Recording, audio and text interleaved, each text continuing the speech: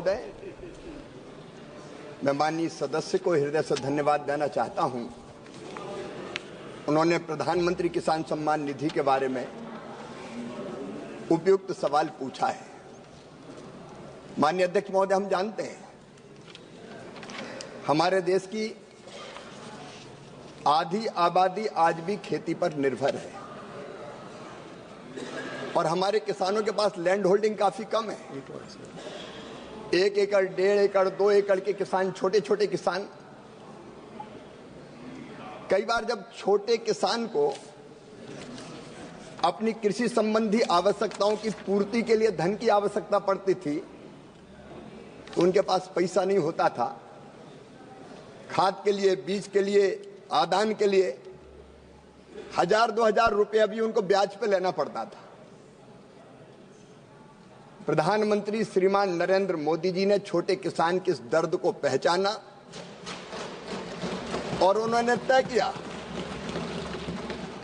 कि ऐसे सभी किसानों के खाते में हर साल 3 किस्तों में 2000 रुपया डाले जाएंगे। मुझे बताते हुए प्रसन्नता है माननीय अध्यक्ष महोदय, अभी पिछले दिनों 24 फरवरी को इस योजना के 6 वर्ष पूरे हुए और लगभग 9 करोड़ 80 लाख किसानों के खाते में 22,000 करोड़ रुपए से ज्यादा की राशि बिहार के भागलपुर से डाली गई। प्रधानमंत्री जी का एक संकल्प और था। माननीय सदस्य सही पूछा। एक प्रधानमंत्री हुआ करते थे जो बड़े मजबूर थे, कहते थे 1 रुपया भेजता हूं तो केवल 15 पैसे पहुंचते हैं। लेकिन ये मोदी जी की सरकार है। हमने तय किया कि 2000 की 3 किस्त जाएगी तो पूरे 6000 रुपया ही पहुंचेगा। 1 पैसा कोई खा नहीं सकता इस योजना में। और इसलिए डीबीटी के माध्यम से सिंगल क्लिक से पूरी राशि किसानों के खाते में पहुंचती है।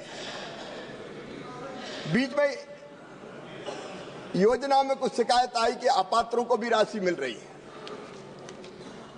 तब 3 उपाय माननीय अध्यक्ष महोदय किए। एक लैंड सीडिंग का, आधार आधारित पेमेंट का और EKYC का, ताकि कोई अपात्र इस योजना का लाभ ना ले पाए। माननीय सदस्य पूछा तो मैं बताना चाहता हूं, हर पात्र किसान को इसका लाभ मिले, इसके लिए हम राज्य सरकारों के सहयोग से ही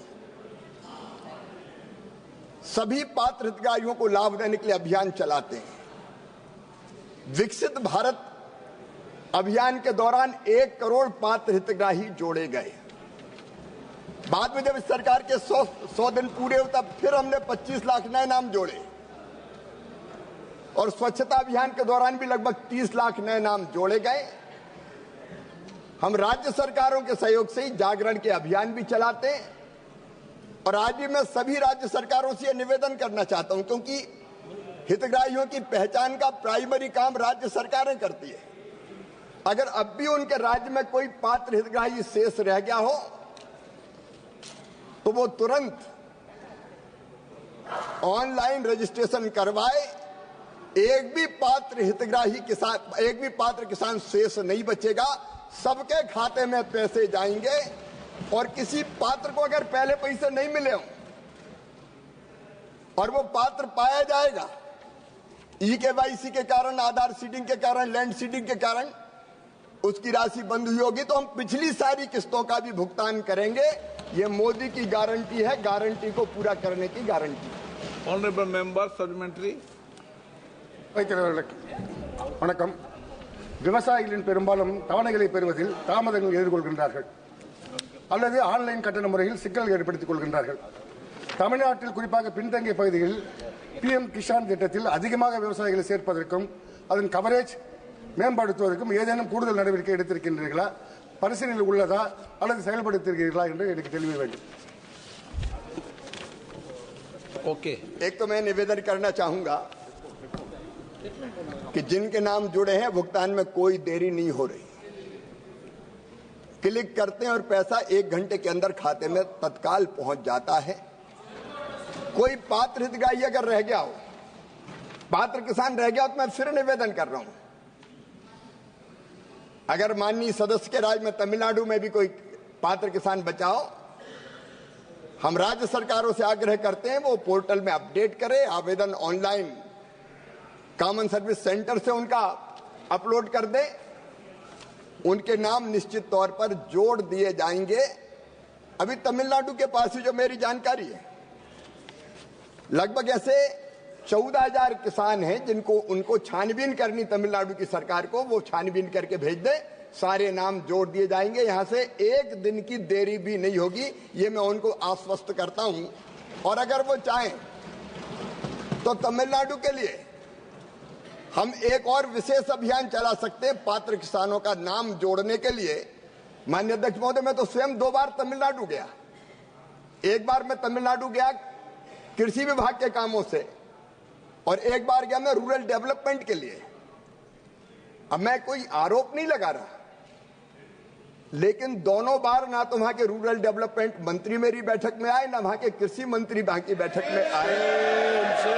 मैं ये निवेदन करना चाहता हूं कि केंद्र सरकार प्रतिबद्ध लाभ देने के लिए, अभी मनरेगा की बात हुई थी तब भी 7,600 करोड़ रुपए तमिलनाडु को दिए गए, आज तक के सबसे ज्यादा। हमने कोई कोताही नहीं।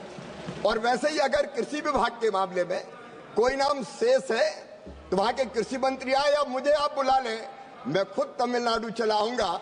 हम तमिलनाडु की महान जनता को प्रणाम करते हैं, तमिल संस्कृति को प्रणाम करते हैं, तमिल भाषा को प्रणाम करते हैं।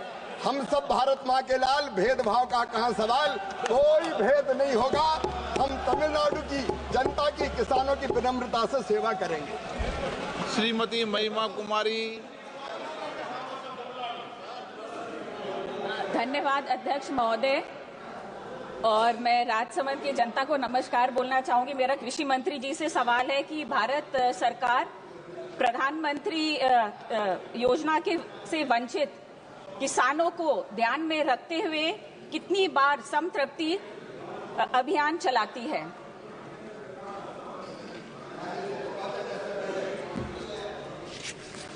अभी निवेदन किया, पीएम किसान सम्मान योजना का लाभ सभी किसानों को मिले, इसके लिए कई उपाय हमने किए। एक समर्पित पीएम किसान पोर्टल और मोबाइल ऐप विकसित किया है, सेल्फ रजिस्ट्रेशन है,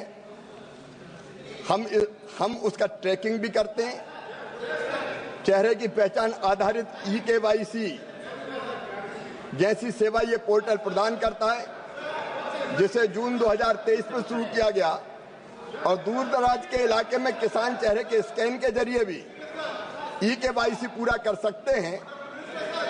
माननीय अध्यक्ष महोदय, 5 लाख से अधिक कॉमन सर्विस सेंटर है जहां पंजीकरण किसान करा सकते हैं, रजिस्ट्रेशन करा सकते हैं। मैं माननीय सदस्या को आश्वस्त करना चाहता हूं कि 3 अभियान हमने अभी सभी पात्र किसानों को लाभ मिले इसके लिए चलाए हैं, और 4था अभियान भी हम 15 अप्रैल से फिर चलाना प्रारंभ करेंगे, ताकि कोई पात्र किसान शेष ना रहे। एक एक किसान को पीएम किसान सम्मान का लाभ देने के लिए हम कटिबद्ध हैं, हम प्रतिबद्ध हैं, और उनको हम लाभ देंगे। श्री जी Kumar Nayak.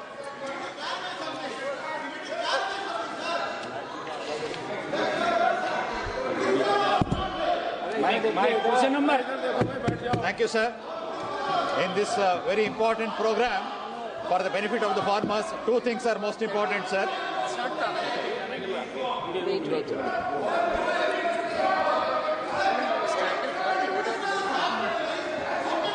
Marshal, wave at the marshal. आप पूछना चाहते हैं? पूछो। Sir, for this very important program, 2 things are most important, sir. Ownership of the land and the land records, sir. My question is, sir, how are the tenant farmers, sharecroppers and women farmers' interests are taken care of in this program?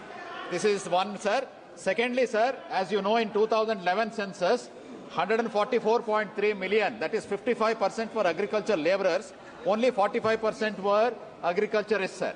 As the agricultural irrigation facility is being provided, small and marginal farmers are becoming agricultural laborers. They are losing land, sir. How do we take care of the interests of the agricultural laborers? Will they be considered as farmers and included under this scheme, sir? Okay, माननीय मंत्री जी। माननीय अध्यक्ष महोदय, प्रधानमंत्री किसान सम्मान निधि की योजना उन किसानों के लिए जिनके पास लैंड होल्डिंग है, के पास होना चाहिए, उनको इस योजना का लाभ मिलता है। क्वेश्चन नंबर 164 श्री भाऊ साहेब राजाराम वागचौरे, आप प्रश्न पूछे माननीय सदस्य। माननीय अध्यक्ष जी, मैंने मैं आप पहले प्रश्न नंबर बोले 164। ये बैठिए। माननीय मंत्री जी, माननीय सदस्य, आप प्रश्न पूछें। नहीं सर। माननीय अध्यक्ष जी, मैं आपके माध्यम से मंत्री महोदय को बताना चाहता हूं कि जो उत्तर उसने दिया गया है, उत्तर में जो बातें बताई है वो कुछ बातें तो सही है, और जो अकोले तालुका है जो पर्यटक के लिए और पवित्र स्थान है, लेकिन उसके लिए जो कनेक्टिविटी जो पुरानी जो आपने उत्तर में जो फिगर बनाया है 138 किलोमीटर, लेकिन वो पुरानी बातें हो गई है। वो जो रोड बनाए गए पुराने वो जीर्ण हो गए हैं और नए रोड की लेकिन प्रस्ताव भी आपके दफ्तर में है। मैं चाहूँगा कि आदिवासी पर्यटन जो क्षेत्र है, जैसे देश के कश्मीर के प्रति समकक्ष है, इसका आपने ये रोड कनेक्टिविटी देने से यहाँ का बड़ी प्रगति हो सकती है और देश के सामने ये बड़ा कनेक्टिविटी आने के कारण पर्यटन क्षेत्र बढ़ जा सकता है। तो मैं आपके माध्यम से मंत्री महोदय को विनती करता हूँ कि आप इस अकोले तालुका सड़क की कनेक्टिविटी नहीं है, उसका केंद्रीय टीम से भी आप कार्रवाई कर सकते हैं, सर्च कर सकते हैं, और जो पुरानी हो गई है उसको रिनोवेशन का भी प्रस्ताव कर सकते हैं। माननीय अध्यक्ष जी, मैं सदस्य जी को बताना चाहूंगा कि सड़कें राज्य का विषय होती हैं। ये प्रधानमंत्री सड़क के बारे में पूछ रहे हैं। प्रधानमंत्री सड़क योजना, जैसे वो अपने क्षेत्रों के बारे में बताया कि हमारी सड़कें कई खराब हो गई हैं, तो राज्य का विषय ही है। और जहां तक प्रधानमंत्री सड़क योजना के ऐसी भी एक योजना ही नहीं है अध्यक्ष महोदय, ये एक वरदान था। जब हमारे नेता सदैव अटल बिहारी वाजपेयी जी ने जिस योजना को जब चालू किया था, तो उन्होंने ये उम्मीद किया था कि गांव के सुदूर इलाके में जहां सड़कें नहीं गई, वो पात्र बसावटों को उन्होंने इसमें चयनित करने का सपना देखा था। और मुझे बताते हुए प्रसन्नता हो रही है अध्यक्ष महोदय, आज पूरे देश में करीब 7,73,000 सड़कों का निर्माण हुआ, जिसमें 3,33,750 करोड़ रुपए का इसमें काम हुआ। आदरणीय सदस्य ने जो अपने क्षेत्र अकोला तालुका की सड़कों के बारे में बात किया है, मैं बताना चाहूंगा कि अकोले तालुका में करीब 175.20 किलोमीटर लंबाई की 36 PMSY सड़कें स्वीकृत की गई हैं। उनमें से करीब 138 किलोमीटर लंबाई की 32 सड़कें पूरी कर ली गई हैं। मैं अध्यक्ष जी से ये भी कहना चाहूंगा, जिस तरह वो अपने क्षेत्र की समस्याओं को बताया है, हमारी प्रधानमंत्री सड़क योजना की वो बात कर रहे हैं, वो प्रधानमंत्री सड़क योजना में नहीं आती है। सर, नहीं आती है। मैं वही बताना चाह रहा हूँ कि हमारी जो फेज 4 जो नई योजना आई है, जिसमें हमने ये संकल्प लिया है कि 25,000 नए बसावटों को नए सिरे से हम सड़क बनाएंगे। माननीय सदस्य से भी और पूरे सदन से मैं ये आग्रह करना चाहता हूँ कि जो हमने ये संकल्प लिया है कि 25,000 नए बसावटों में जो भेज दें वो अपनी सड़कों को, जो भी पात्रता के आधार पर जो चयनित होने लायक होगी उसको कराकर हम लोग कराने का काम करेंगे। माननीय सदस्य रहे मंत्री महोदय, इसके बारे में आपको कहूंगा कि प्रधानमंत्री सड़क योजना के ये ट्राइबल एरिया है, और ये ट्राइबल एरिया के पूरा भाग जो है शिरडी कांस्टिट्यूंसी, ये पूरा भाग 15,000 सड़क योजना में आता है। उसके प्रस्ताव भी आपके कार्यालय में है। मैं आपके जो